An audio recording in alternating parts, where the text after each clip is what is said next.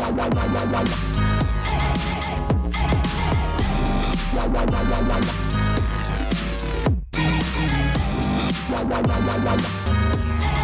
the backwards direction down. So that's what I'd do.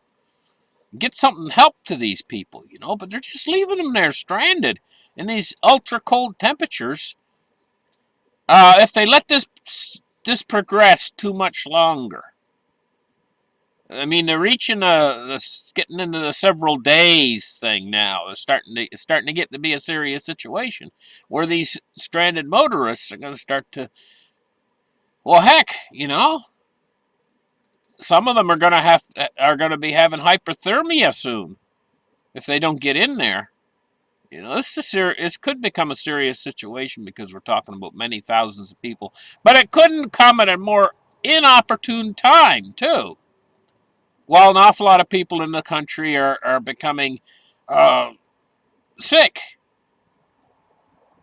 Uh, anyway, let's move on and take a look at the markets. Let's get in there right now and let's open up the charts right here and take a look at what's going on out there in the markets today.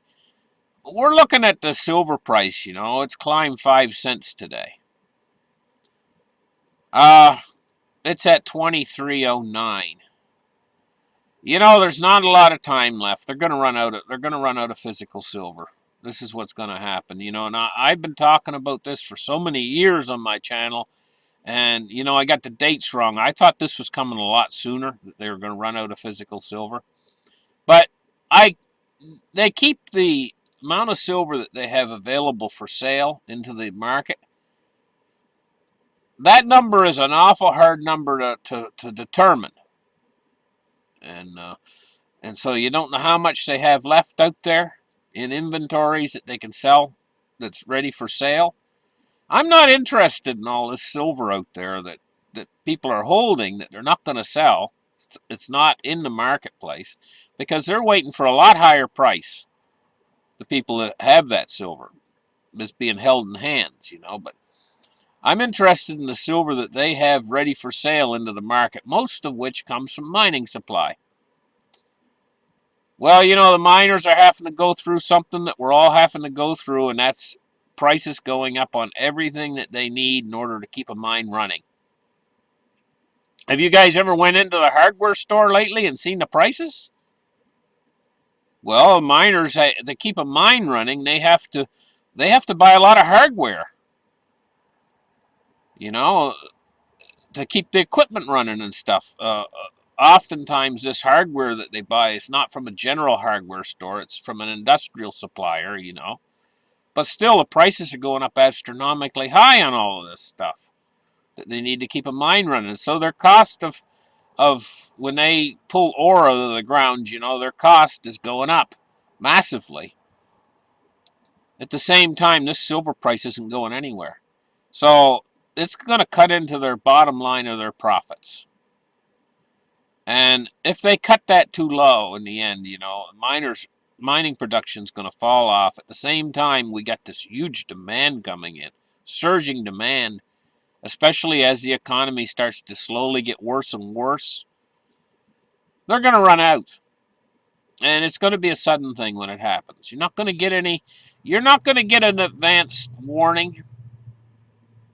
It's just all of a sudden one day, all of the places where you normally buy silver, doesn't matter. It's going to be an overall thing, so it doesn't matter where you particularly buy it. It's going to be gone. You're just going to go there and it's going to be gone. You're not going to be able to obtain any. And that's coming down the pike. That's going to break this game that they've been playing for years.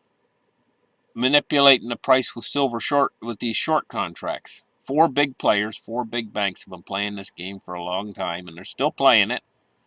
They're very good at it. They generally they manipulate the price on the COMEX right here, and they're open right now, and they're not smacking it down today, but it's a game where they've been trying to shake you guys out of the tree for a while now. But Wall Street silver is growing bigger and bigger and bigger, and they can play their games. We're going to play our games, and in the end, silver's going to be gone. And the price is going to be set free, and it's going to free the price of gold too when it happens. Take a look at cryptos today. 2236. Let's see which direction it's moving in. 2234. So it's going down, but not that much. I wouldn't even call it going down. It's just an ordinary price fluctuation. It can lose $2 billion, you know, and it barely affects the price of cryptocurrency. It's such a big, it's growing into such a big thing. You know, I remember when Bitcoin was first starting up, and if the price moved $2 billion, it would have been like more than the whole thing was worth. And now it can bip $2 billion just when it's not even moving. Anyway, let's take a look now at, okay, I didn't do the Bitcoin price. I don't think I did gold's price either. 46,509 for Bitcoin. Let's go over here and take a look at the gold price today. Gold price is $18.24. It's up $9.80. Now we're going to take a look at the Dow Jones Industrial Average. It's up 63 points on the day. That must be a new high. 36,862. Almost up to 37,000. It's getting up mighty high, mighty toasty. But you know something about this. There's only a few ways out of the dollar. And that's gold, silver, cryptocurrencies, right? You got to get into something that's real in the physical world. Well, you know, gold, silver, cryptocurrencies, if you buy the real product, not the paper derivatives contract, if you buy the real physical metals, you got something real that's out of the dollar. Cryptocurrencies are actually real, even though they're digital, and they're out of the dollar. But there's other things. There's like real estate, you know, farmland, things like that are out of the dollar, that are real tangible items. But you know, this stock market is associated with real companies that have a real net worth. And just like when the dollar starts to fail and the other fiat currencies start to fail, you cannot price in dollars how high things can go, like an ounce of gold or a silver coin, how high it can go. Can't price it in dollars because you got a hyperinflating currency. Well, the same thing can happen with this stock market because these underlying companies are real that it represents. And so it's unlimited to how high a stock market can go during a hyperinflation. And, you know, that's what I'm trying to say is we've been seeing a melt up in the stock market. Everybody says it's going to fall. Yeah, I agree. It's probably going to fall pretty soon because of what the Fed's doing. And the economy is actually right now is struggling. I mean, it's more than struggling. It's a slow crumbling, I would call it. So, yeah, it can go down, but ultimately they have to keep this market supported by creating new debt.